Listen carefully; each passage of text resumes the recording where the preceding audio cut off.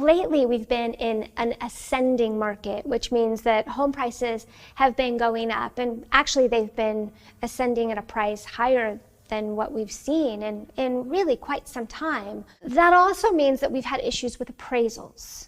And when we have an issue with an appraisal, it means that a house has appraised for less than what the purchase price is.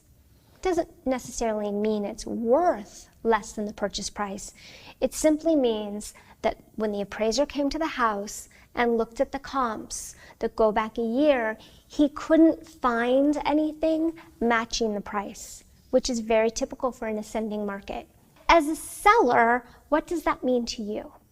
Generally, what is happening in this current market is that the buyer is going to have to bring in that extra money.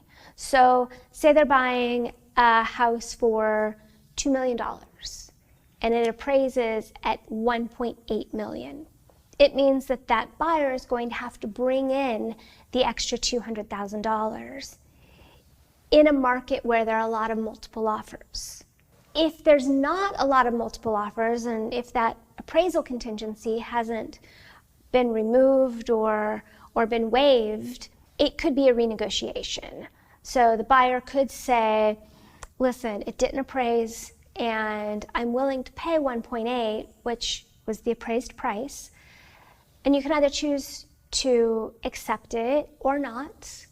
Or perhaps you choose maybe to throw in $100,000. So they come up $100,000, you go down $100,000, and you've essentially renegotiated based upon the appraisal.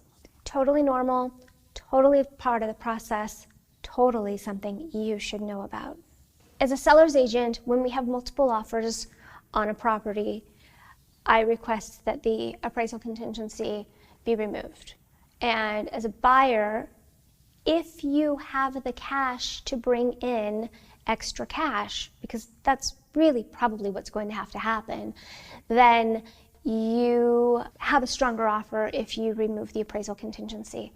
I do not, as a buyer's agent, ever suggest someone remove the appraisal contingency, only because my fiduciary duty is to my client, and that's really a personal decision that they have to make for their own finances and what's right for them and for their family.